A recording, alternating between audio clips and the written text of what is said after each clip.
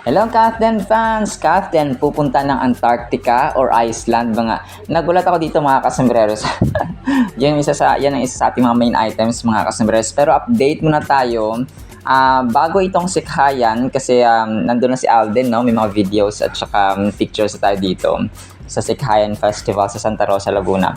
Itong kakulitan, at ginawa pala ni Catherine din yung drum na pukpok mga kasembreros na trend. Diba yung sina Alden ay ginawa rin ito noong Pasko.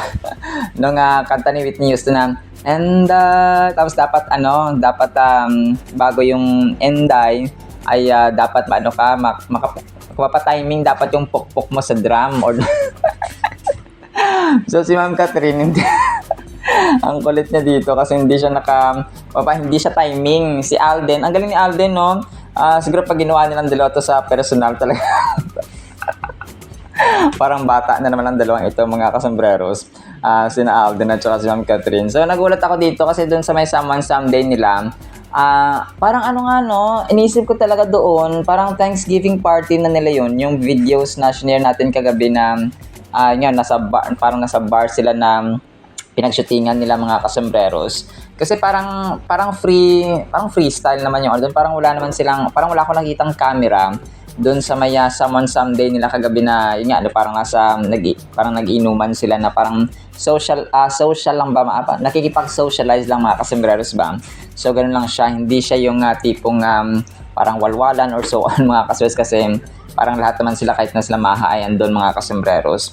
So, parang ang nakita ko talaga dito, na-realize ko, parang hindi siya behind the scene no? Parang hindi siya excited kasi walang camera Dapat pag behind the scene ito or parang kukuhaan pa nila na episode pa, ay dapat may mga camera, di ba? So, pero wala na ako nakitang camera So, ibig sabihin parang Thanksgiving party na, tapos na sila ng shoot mga kasembreros na parang 2 weeks, 3 weeks lang. O kasi episodes lang to no? Pag series mga kasembreros, let's say 1 month lang, pang 2 buwan lang. So, ganun mga kasembreros yung kanilang ginagawa. So, ang kulit ni Natatawa ako dito sa mga comments. Sabi niya, confident pa si attorney Sabi nga. Tapos, sumiyaw ulit sila dito after nung drum or parang pagpokpok nila mga kasembreros sa kanta ni Whitney Houston. Ay sumayaw-sayaw pa sila yung trend na sa TikTok ng mga kasembreros. Pero nang kulit lang talaga. Sobrang ang cute niya attorney dito mga kasembreros Parang yung bata na hindi niya nakuha yung timing mga kasembreros. Pero ang galing ni Alden no. Pag sino nagsama tong dalawang to na na ginawa nila to mga kasembreros talagang magkukulitan na naman ang dalawang ito mga kasembreros no ang Kathden. So, sobrang cute lang. So, yun. Baka patapos na yung kanilang shoot dito mga kasembreros. Tapos, sige, update din ulit tayo. So, si Alden, ang aga niya kanina sa Sikhayan sa Santa Rosa, Laguna. Pareho lang din yung costume, no? Yung kanilang sinuot mga kasembreros ngayong 2026. Tapos yung last year nila ay ganoon lang. So, parang number lang yung binago kasi 27th year ng Sikhayan ngayong mga kasembreros, tapos last year ay 26 no. Kasama niya dito of course si Mayor Arlene Arcillas.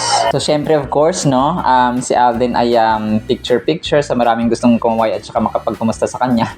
Pero mabilisan lang no habang naglalakad sila ni Mayor Arlene Arcillas mga kasembreros. So parang the same the same scenario last year. The same na kulay ng damit. Tapos, yung number lang talaga at year, of course, ang nabago. So, pareho ding may glasses si Alden dito, no? Kagaya last year, mga kasembreros. So, talagang nakakatuwa. Tapos, ang isa sa mga dito, unique na ginawa pala ng ni Alden ay meron siyang, may mga representatives din si Alden sa kanyang McDo, no? Sa Santa Rosa, mga kasembreros. So, kasi nga, di ba, magkakaroon siya ng McDo na sa bayan, mga kasembreros, no, sa Barangay Kanluran. So, may banner din siya, no, ng kanyang McDo, mga kasembreros from Santa Rosa. So, ang cute lang, no, 27th Sikhayan Festival. McDonald's naman mga kasembreros. Tapos, ito kagabi, nag-post si James Salas. Ang kulit nito, nag-post si James Salas, di ba, si James Salas ay magiging part ng Stars on the Floor. mga kasambreros, di ba? Tapos, bumisita siya doon sa lobby ng GMA Network, mga kasambreros, kung saan niya kinuhaan niya yung mga artists ng GMA Sparkle Artist Center, mga kasambreros. And pinakauna doon, si Alden Richards, si Heart Evangelista, and of course, ang dami. Tapos, pinocus niya dito sa kanyang anak na si Paul Salas, mga kasambreros. So, tapos, dito ko nalaman na nagulat ako na may kambal pala itong si James Salas, no? Part sila ng UMD, UMD dance group dati, mga kasambreros. So, na tinatawag silang UMD Twins, no? Jim at saka si James.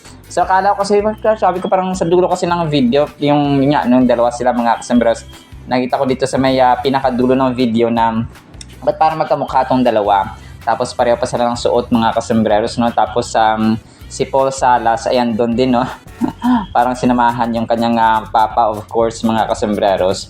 So, tinatry kong i-search kung kaninong anak itong si Paul Salas, kay James ba? O kay James ba?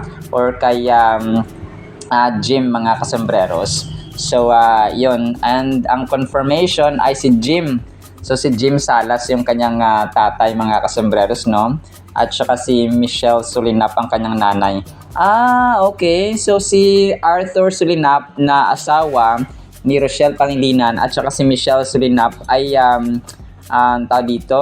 magkapatid. So, something like that, no? So, si Rochelle Pangilinan at saka si Paul Salas ay magkalapit na, parang magkamag-anak pala sila yung mga kasambreros, no? Si Rochelle Pangilinan na leader nga ng sex bomb. Tapos si Paul Salas, okay, so makes sense. So relatives pala mga ito sa showbiz, mga kasambreros. So dito natin nalaman, no, na sila pa ay so ang cute lang kasi dito parang kasama yata yung kambal sa Stars on the Floor Season 2, mga kasambreros. Tapos ito, next item natin, nag-share yung kagabi, yung GMA Sparkle Artist Center ng 2016. Nauso pala itong pag-share, no?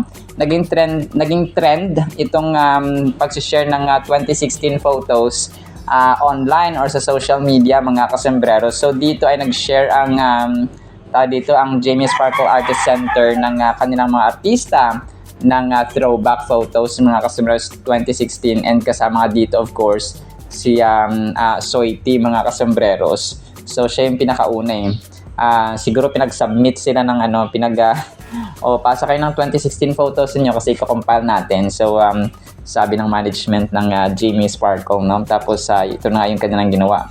Kinumpile nila, mga kasambreros. So hindi na nagpahuli, no? Kasi di ba si Ma'am Catherine kagabi ay nag-share ng kanyang 2016 photos. Ang admin din po ni Alden ay of course nag-share din ng separate na mga pictures na purely, no? Kay Alden lang talaga lahat, mga kasambreros. So 2016. Ang cute pa ni Alden dito, no? Of course. Sari-saring sari-saring mga pictures, mga kasambreros, 2016. Tapos connected dyan sa pag-share ng 2016 at 2026 na photos, mga kasambreros. Ang cute ng sabi ng isang Alden admin dito. 2016 at saka 2026, parang wala naman daw pinagbago, no? Angelic at young pa rin po, mga kasambreros, no? Si Pinoy, si Phenomenal Box Office Cinema King, no? 10 years passed, wala namang pinagbago, still angelic and young looking. So tama, mga kasambreros, no? Edad lang ang tumatanda at edad lang ang tumataas kay Phenomenal Box Office Cinema King Tisoy, mga kasambreros, pero yung mukha niya ay ganoon pa rin, mga kasambreros, no? Parang walang pinagbago. Tapos next item natin, ito, dahil nga close si Alden kay Bea Binene, ay parang na site din nila na po pwedeng maging partner ni Alden si Bea sa Code Gray, na bagong teleserye din ni Alden, mga kasambreros. So pero medyo malabo, no? Kasi si Bea ay medyo busy na may sarili ng buhay. Pero hindi natin alam, no? Baka, mga kasambreros, na po pwede rin sila magtambal. Pero ngayon parang wala na sa spotlight si Bea Binene, no? Na close din kay Alden Richards, mga kasambreros. So, yun po. Tapos ito, 11 hours ago, natutuwa ako dito sa pinost ni Mother and Daughter Explorer. Kung mahal mo ang isang tao, hindi ka maghanap ng wala sa kanya. Makontento ka kung anong meron siya at tanggapin kung anong kayang ibigay niya. So tama mga kasombreros, isa yun sa mga tapos picture ng Kath din during Hello Love Goodbye mga kasombreros. Isa yun sa mga dito sa mga pinag-aawayan no, ng mag-asawa kapag wala sa kanya ay nahanap-hanap. So para makontento ka ba? May mga times na kailangan tama yung gawin dapat ng parang yung ugali ay itama, no? Parang ganoon mga kasombreros, but not to the point na parati ka maghahanap ng wala sa kanya no, or wala doon sa iyong partner mga kasombreros. So doon nagmumula at saka pinagsisimulan ng away ng mag-asawa kapag naghahanap parati ng wala no ang both sides mga kasombreros. Tapos 6 hours ago, grabe na to na feature din si Alden mga kasombreros na dun sa kanyang Stars on the Floor nga. So parang ang nakita ng mga na pwedeng makasama sa season 2 na mga contestants ay mga P-pop idols gaya ng SB19 at BINI. So tingnan natin, ang BINI, hindi ko lang sure kung papayagan sila ng management kasi nakakontrata sila sa kabila pero tingnan natin, kasama rin si Raver Cruz bilang bagong judge at Coach J bilang choreographer, handang tutukan ng talento so si Pokwang parang kasi napanood ko yung isang balita na sinabi niya na parang hindi siya nag-renew ng contract sa TikTok Clock kasi parang humingi siya ng konting increase kasi nga marami rin siya binabayaran and so on mga kasombreros, or kapapataasan konti yung sahod niya ba. Pero parang hindi ginrant ng GMA mga kasombreros kung kaya hindi na siya nag-renew ng contract sa TikTok Clock. So palagay ko rin dito sa Stars on the Floor, yun din yung issue. Pero mali natin baka choice na rin ni Pokwang na hindi mag-renew or baka sa ibang network siya magtrabaho this year mga kasombreros. So hindi natin alam. Si Marian, judge pa rin. Tapos si Coach J at saka si Raver Cruz mga kasombreros. So tatlo sila na magiging panelist mga kasombreros dito sa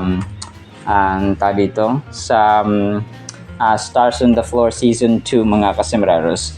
So kung nandyan ang SB19, wala na. Baka yung mga bagong mga P-pop mga kasombreros. Kasi kung SB19, BINI, Horizon at mga grupo ay baka matalo sila ng SB19 mga kasombreros. Kasi parang wala nang pwedeng patunayan pang SB19 kasi pang international talaga ang kanilang peg mga kasombreros. Tapos ito, ang cute ng shinare ni Mother and Daughter ulit. 12 hours ago, ginawa niyang flight attendant, ang Kath din mga kasombreros. Flight attendant ba ito or piloto? So, pwedeng ganun mga kasombreros. So, edited picture ito ng Kath din. Madaming wala sa akin na kaya mong hanapin sa iba, pero madaming wala sa kanila na sa akin wala makikita. Wow! Talagang poetic, naging makata si Mother and Daughter Explorer. So ang ganda ang ganda ng kanyang sinabi mga kasombreros dito sa kanyang post mga kasombreros. Tapos sabi dito ay parang pantapat pala pwede mga kasombreros itong Aldin sa Catherine mga kasombreros na na series, pero hindi ko lang alam kasi kung ang kina James at Kath ay baka sa Netflix ipapalabas. Tapos itong sa Aldi naman, Siargao mga kasombreros ay sa View. So baka hindi sila magtatapat kasi magtatapatan lang ng ranking or ng ng ratings mga kasombreros kapag pareho sila ng time slot at parehong nasa TV teleserye or TV program mga kasombreros. Pero ito kasi hindi so hindi sila maglalabanan ng ranking siguro dito mga kasombreros kasi sa streaming platform lang naman sila ipapalabas. Sabi ito, Alden Nadine View Series pantapat sa Catherine James teleserye. So ganoon. So palagay ko hindi kasi Yung sa kapag nasa TV, yun lang yung nilalagyan nila ng ratings. Pero yung sa mga streaming platform, parang wala na silang ganon-ganon sa ganon mga platforms, mga kasembreros. So, pero tingnan natin, no, kung ano yung magiging takbo kapag pinalabas na itong mga palabas, no, or serye or series ng Catherine at saka. Pero palagay ko mauna itong kay Ma'am Catherine ipalabas. Tapos ma-relate itong kay Alden, mga kasembreros. Kasi nga, di ba, mas nauna nag-taping or nagtitaping sina James at Kath, mga kasembreros. So, talagang medyo late siya, no? Para sa akin ay hindi sila magkakapareho or hindi sila magbabanggaan or magtatapatan sa ratings, mga kasembreros. Kasi nga in the first place ay series lang naman sila. Hindi sila teleserye, mga kasembreros sa TV ipapalabas. So, but still, no? Abangan natin, mga kasembreros, yung magiging takbo ng kanilang kanilang palabas, mga kasembreros at management. And then ito, mga behind the scenes, no, nakuha doon sa Someone Someday. Yung iba, nung nakaraang gabi pa to pinost, mga kasembreros, no, na si James nga po ay nakuhaan. Tapos yung isa naman ay kahapon. So, kasama dito siya sa isang video ay kasama si Bong Gonzales, mga kasembreros, na best friend din ni Ma'am Catherine, mga kasembreros. Alam ko si Bong Gonzales ay close din kay Alden kasi naging part din siya ng promotion ng Hello Love Again, mga kasembreros. Nakita ko siya sa pag-promote dati or pag-mall tour ng Kath din, mga kasembreros. And may mga times doon na parang nagiging assistant host or assistant MC si Bong Gonzales kasama si Milo. So yun siya, mga kasembreros, no? Yung mga close din ng Kath din, mga kasembreros, si Bong Gonzales. So gumagawa sa ito ng eksena, mga kasembreros. Ito, next item natin, 15 hours ago, na-feature si Alden, no, sa Scout Mag PH, na parang lifestyle magazine din siya, mga kasembreros. Sabi dito, it's no longer unusual for beloved matinee idols to make their unexpected turn as a kontrabida. Still, this can be tricky to navigate for stars with a massive and fiercely loyal following. By breaking out of the squeaky clean image they have spent years building, they risk throwing off fans or turning off potential endorsements from brands who see them as a role model. So after 15 years in the industry, Alden Richards has played just about every version of the unassailable good guy and world-saving hero on screen. So dito nga ayan na-feature si Alden, yung kanyang sa Big Tiger na role, mga kasembreros, na isang bida kontra bida, mga kasembreros.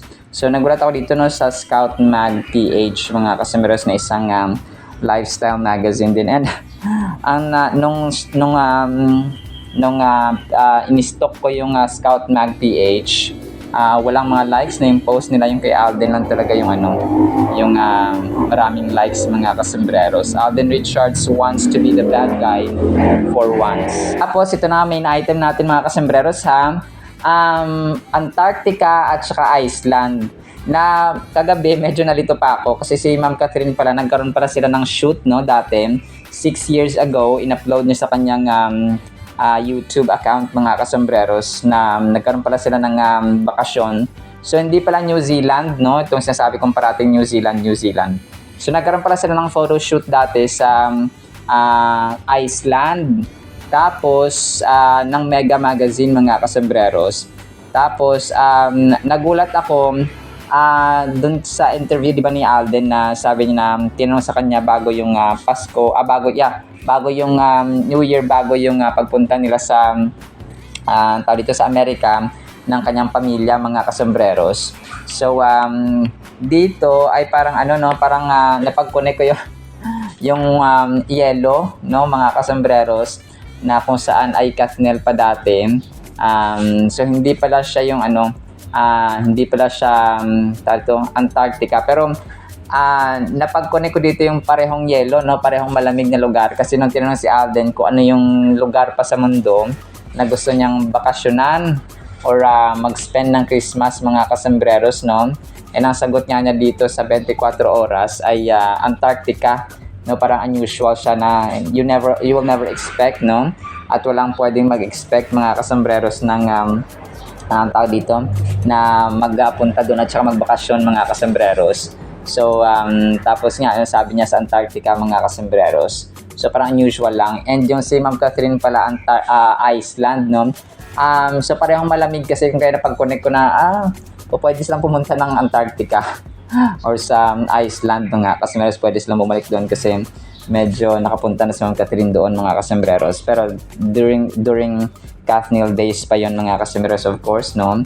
So, grabe, no, ang lupit. And nagulat ako dito kagabi na grabe. Pumunta lang si Ma'am Catherine doon sa Iceland para mag-photoshoot ng Mega magazine mga kasambreros, na kung saan nga ay parang nakapanlamig, no? At saka balot na balot si attorney at that time mga kasambreros. So, 6 years, she was 20 years old at that time mga kasambreros. So, the Philippines' best fashion magazine, Mega, Smarter and Stronger. So, may nakita akong post dun sa isang Kathniel fan mga kasambreros na sabi niya na, kasi di ba pinost ni Ma'am Catherine yung kanyang picture dito sa Mega kagabi, no, sa kanyang Instagram account mga kasambreros. Na post ito ni Ma'am Catherine sa kanyang Instagram. Tapos sabi ng isang Kathniel fan ay imposibleng walang naalala si Kath dito kasi nga magkasama ang Kathniel dati sa Iceland na pumunta mga kasambreros para mag-photoshoot. So of course, no, maalala talaga ni Kath mga kasambreros. Pero ang katotohanan ay never nang sinaba ni Ma'am Catherine sa kanyang post yung magkasama sila. So ibig sabihin naka-move on na talaga si Ma'am Catherine sa kanyang ex-boyfriend na si Daniel Padilla. So, yung mga fans lang talaga yung hindi pa maka-get over, no? Or hindi pa maka-move on mga kasambreros na medyo mahirap sa kanilang part din. And I understand their part mga kasambreros. Pero wala no? They must and they have to move on from this point. And actually, from the point na nag-declare si Ma'am Catherine na close na yung chapter nila ni Sir Alden, ni Sir Daniel Padilla mga kasambreros. So, yun, no? Talagang pwede, no? Pwede silang magbakasyon sa Antarctica, mga kasambreros, no? Kasi nga ay naka-Iceland na sa Catherine. And may dito, no? May isang picture. Kasi sinearch ko talaga kagabi sa Chrome, sa kanyang Instagram, na kung nag-Iceland ba talaga sila. And maging dun sa video nga, no? Sa YouTube, mga kasambreros. So, totoo nga, na pumunta pa sila doon sa may Iceland, sa Blue Lagoon, mga kasambreros, na kung saan nakababad si attorney dito sa sa isang tubig mga kasambreros. So day 1 in Iceland, Blue Lagoon, best decision after a long flight. So long flight talaga, no? 1 million likes ito, itong nasa Blue Lagoon si attorney mga kasambreros, na nakababad siya doon sa Iceland mga kasambreros. So, punta na kayo, no, sa Iceland or sa Antarctica, Ma'am Catherine, para kasi pareho na kayong merong tawag dito, merong panglamig, pang Eskimo na outfit, no, pang malamigan na outfit, no. So, ganon. So, talagang decision tayo mga kasambreros, no. So, pero yun, no, talagang ngayon ay busy lang talaga ang Catherine sa kanilang individual na ganap mga kasambreros. So, let's enjoy their happiness as well. So yun, sana, no, patuloy sila sa Antarctica or kahit saan, no, basta magkasama sila mga kasambreros. Alright, so yan ang ating sa ating Catherine items, no. Sana po ipangin po natin ang napakagandang salita po ng Panginoon at Blessed Sunday po, ha, sa bawat Catholic at kasambrero. Napakaganda po ng salita ng Panginoon ito mga kasambreros. Ang title natin ay Gaano ba kahalaga ang tao? Hebrews chapter 2 verse 6, but one testified in a certain place, saying, what is man that you, God, are mindful of him, or the Son of Man that you take care of him? So napakaganda. Ang nakaka-amaze dito mga kasambreros, babasahin ko sa Psalms din siya. Kasi dito siya connected, from the Old Testament to the New Testament mga kasi. Psalms 8 verse 4, what is man that you are mindful of him, and the Son of Man that you visit him. So napakaganda, no? Visit, no, sa Book of Psalms mga kasama, sa chapter 8 verse 4. So, unang-una dito yung connectedness ng salita ng Panginoon. Always remember na yung Old Testament mahalaga, yung New Testament mahalaga din po. They're both important, no? Hindi natin pwede sabihin na Old Testament, so hindi na po pwedeng ano. So, may mga ano lang, may mga revisions or parang binago ang Panginoong Hesus pagdating ng mga kasunod. But hindi kasi natin maunawaan kung hindi natin mababasa yung Old Testament. Kung hindi natin maunawaan yung history ba.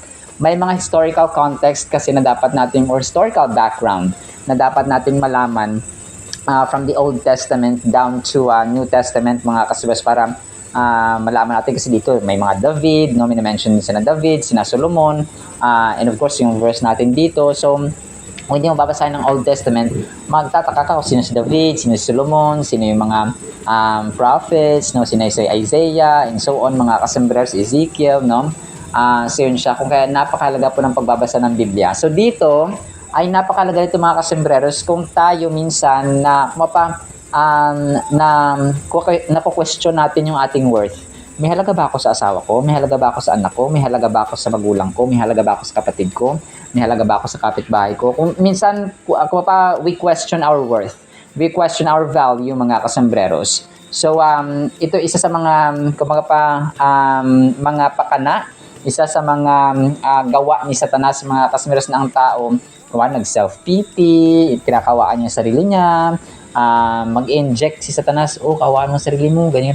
Tingnan mo sila, grabe na sila, successful na sila. Yung iba, nakabili sila ng mga bagong kotse, ikaw wala talaga. O yung iba, nakabili ng bagong iPhone, latest na model. So yung mga ganun ba, na maraming mga in-inject si Satanas sa ating isipan para ang tao po ay magkaroon ng awa sa sarili. Okay? Mahalaga naman, napahalaga natin ang ating sarili, of course, no? Kasi nga, templo tayo ng banal na Espiritu. Pero, not to the point na hindi ka nakikilos, hindi mo nagagawin ang kalooban ng Panginoon. Kasi, sometimes, kapag ganun parati yung ating iniisip, mga kasunas, na awang-awa ka sa sarili mo, so, you cannot love other people. So, kung hindi mo mahalin ang ibang tao, so parang hindi ka rin mamahalin. Hindi ka rin mamahalin ng ibang tao kapag you don't love them. Kasi, yun nga, no, kung ano yung itinanim natin, siyang aanihin natin, mga kasunas ko. So, kung hindi tayo nagtatanim ng pagmamahal sa ibang tao, so hindi rin tayo aanin ng pagmamahal. So, instead of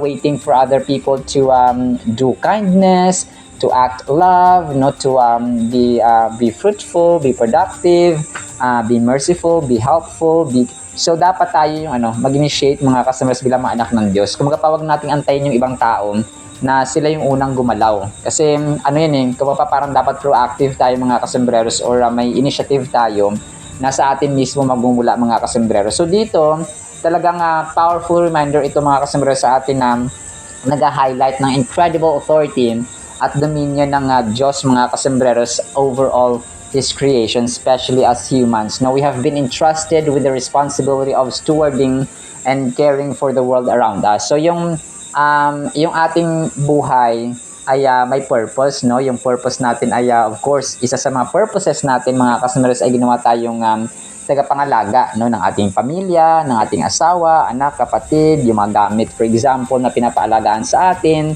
yung lupa, for example, yung farm, for example, yung property, for example, yung bahay, for example, or kung ano mang meron ka dyan. So, mga katiwala tayo. So, ikaw, kung may asawa ka, ikaw ay in-assign ng Panginoon na maging katiwala, no, steward ng yung asawa, no, ng yung anak, lalong-lalo na kasi kapag maliliit pa yung mga anak mo, kailangan silang alagaan, mga kasmas ko. Kumaga ikaw yung tagapangalaga, ikaw yung caretaker, okay, ng mga tao sa paligid mo, especially your family members, mga kasembreros. So, kunwari yung binigyan ka ng isang lote, na isang farm, no, ikaw yung mag-aalaga. So, ikaw yung ikaw yung gagawa ng paraan para matamnan, para makapag-ani, mga kasembreros. So, ganoon din po sa ating buhay, at especially ang Diyos, mga kasus, na inassign tayo. May assignment tayo. Dapat nating malaman at maintindihan na ang buhay natin sa mundong ito ay may assignment tayo, may mission ang bawat isa, mga kasembreros, para hindi tayo mamuhay ng mababaw ba. Magkaroon ako ng ganito, ng ganyan, okay na. So parang wala dun sa picture, wala dun sa schedules mo ang Diyos, mga kasembreros. So maganda, I highly recommend po na basahin nyo rin po yung The Purpose Driven Life. So nabasa ko na po yun. So kung kaya sabi niya doon, life is an assignment. Life is a test, no? Sa mundong ito, ang ating buhay ay punong-puno ng challenges. Ang buhay natin sa mundo ay may purpose. Ang buhay natin sa mundo ay rehearsal, no? Yun nga, no? Practice lamang dito mga kasamiros. So kung hindi mo na-enjoy ang presence ng Panginoon sa mundong ito, kung kumaga pa, hindi mo na-enjoy ang kanyang salita, hindi mo na-enjoy ang Biblia, hindi mo na-enjoy ang panalangin, hindi mo na-enjoy ang papuri sa kanya, ang pagkanta ng papuri sa kanya mga kasos, ay hindi mo rin ma-enjoy ang heaven. Kaya nagagets po ba natin? So kung kaya ang buhay sa mundong ito ay rehearsal, no, practice mga kasambreros, and ang main production, ang main na pagpapalabas sa mga kasambreros na forever ay sa langit po mga kasambreros. So parati po natin tatandaan, and we have this assignment na dapat natin gawin mga kasambreros. Sabi nga dito, we have been assigned, no, para maging, or we've been responsible na maging steward ng mga tao sa paligid natin and everything that we have mga kasambreros. This verse reminds us of the immense privilege and weight of these people or this role mga kasambreros. However, it also serves as a humbling reminder that despite our authority, Jesus reigns supreme above all. His sovereignty surpasses any power or dominion we may possess. So walang question ng kapangyarihan ng Diyos mga kasusang ni Jesus Christ ay insurmountable, unequal, matchless mga kasambreros. So hindi mo siya pwedeng ikumpara sa kung sino man dyan na mga leader for example, or ng powerful country for example, so mga kasambreros. So kung kaya ang Diyos natin is deserving of all our worship and adoration and praise mga kasambreros every day, every single time mga kasambreros. So ayun, alam niyo po, yung worth ng tao, hindi na dapat question yan. Kasi unang-una sa lahat, God sent, or God the Father sent His only begotten Son para sa atin. Okay? Kung tayo man ngayon ay parang we feel downhearted, we feel devalued, we feel not valued, we feel insignificant, parang unimportant, no? Parang nararamdaman mo sa loob ng pamilya mo, hindi ka importante. Alam niyo po yung technique dyan, you have to be productive. You have to do the initiative. No, huwag niyo pong antayin na, yun kasi yung technique no, na kapag ikaw ay parang self-pity, parang you don't feel your worth, ikaw mismo mag-initiate, tumulong ka sa magulang mo, tumulong ka sa kapatid mo, sa kapitbahay mo, kung sino man dyan para may chance na tumulong. So makikita mo, mag-iiba yung mundo, mag-iiba yung pagtingin mo sa life, no, sa worth ng life in general. Kasi so yun siya mga kasabres, ganun ang technique siya, ganun ang technique para tayo po ay makawala dun sa kumaga pasagapos ni Satanas na you feel you feel devalued and unvalued mga kasembreros. So in conclusion, Hebrews 2 verse 6 stands as a poignant testament to God's unwavering mindfulness and care for humanity. So kagaya na mention ko kanina, grabe kahalaga, no? Ang halaga ng tao ay hindi basta-basta. Mindful, kumaga pa, ang Diyos natin, iniingatan tayo. Kung ang ating asawa, anak, magulang, kapatid ay caring sa atin, well, yung pagiging caring, yung pagiging kumaga pa, yung pagiging maibigin or pagmamahal sa atin ng Diyos, pag-ibig at pagsintang wagas ay hindi po mapapantayan ng anumang human love mga kasunders or human care or human attention. Kasi imagine mo, si Jesus Christ, Diyos na siya sa langit, pero nag-abala siya, no, as part of their great plan of salvation na ipadala, no, ang kanyang kaisa-isa at saka pinakaibig na anak na si Lord Jesus Christ para tayo ay magtubos sa kasalanan na parang wala na tayong worth, no, wala na tayong halaga. Bakit na ba tayo ililigtas ng Panginoon through His Son Jesus Christ kung wala na tayong halaga, di ba? Kumbaga pa 25 cents na lang, parang piso na lang mga kaswes, na ngayon ay parang wala nang halaga ang piso mga kasembreros. So parang gano'n, no, pero hindi, no, God's great love, no, talagang nag-save sa atin mga kaswes and gave us worth na hindi kayang ibigay kahit tayo sa ating sarili. We cannot provide worth for ourselves, only God mga kasembreros. So ang gawin mo, i-remind mo yung sarili mo na i-remind natin ating sarili na kung hindi natin na-feel yung ating worth na, let's look up the cross, no? Kung magpatingnan natin yung cross mga kasembreros. So that Jesus Christ died for you, for me, and for all sinners mga kasembreros na kumikilala at dumadakila sa kanya mga kasembreros. So ganun po siya. And kapag nakita mo at naramdaman mo yan, magdadrive yan, no? Talagang tawag dito, mapa-fuel ka ng Panginoon ng kanyang spirit na magtrabaho, na gawin yung pagtulong, na tumulong sa kapwa mo, na maging mapagmahal sa kapwa mo, maging kind, maging mabait sa kapwa mo, maging generous sa kapwa mo, and makita mo yung resulta. Okay, magugulat ka sa resulta, mga kaswas. You have to be may initiative, mga kasembreros, no? It prompts individuals to contemplate their worth in the eyes of their Creator and find solace in His perpetual presence and attention. Understanding and internalizing this truth can empower individuals to live with a renewed sense of purpose and assurance, secure in the knowledge that they are deeply valued and loved by the one who intricately formed them. So, no? Kaya na-mention natin, mga kasembreros, ay isipin natin na kung ang tao hindi tayo pinapahalagahan, may Diyos, no, may nag-iisang creator na minsang ibinigay ang kanyang kaisa-isang anak, mga kasus, para sa atin, para bigyan tayo ng yung value na yun ay hindi kayang bilhin ng pera. Kung kaya ang tao may dignity, may morality, no, yung dignidad ng tao, hindi pwedeng, bibilhin kita ng 1 milyon, bibilhin kita ng 1 bilyon, hindi po mabibili ang buhay. Okay? Kung ganun po siya, mga kasembreros. So, kung ikaw po ay nagsi-self-pity, it's time for you to refresh, no? It's time for you to re-download. It's time for you to retrieve, no, yung nawalang value by washing out that negative thoughts and replace that thoughts with positive and renewed thoughts and mindset, mga kasembreros, fresh from the Word of God. So humanity's place in God's creation is described in Hebrews 2:6 through the acknowledgement that God has made them lower than the angels and has crowned them with glory and honor. So grabe, no? Yung value natin ay hindi natin makita sa mundong ito kung wala ang Diyos, no? Kung wala ang krus, mga kasembreros, of the Lord Jesus Christ. Kung kaya para hindi tayo maligaw or para hindi tayo maisip natin na wala tayong halaga, parati nating isipin magbasa ng Biblia, no? Ang Biblia po ay swimming pool, mas marami at mas malawak pa sa Pacific Ocean, mas malalim pa sa Pacific Ocean ang pag-ibig ng Diyos when we discover it from the Bible. Alright? Sinama sa Word of God, ha? Nawa po ipagpalain po tayo ng pag-ibig, pananampalataya, pag-asa, in the sense of worth, ng mga customers, great worth na ibinigay ng ating Diyos sa krus. In Jesus' mighty name we pray, amen and amen. See you sa next segment, mga customers, paalam po.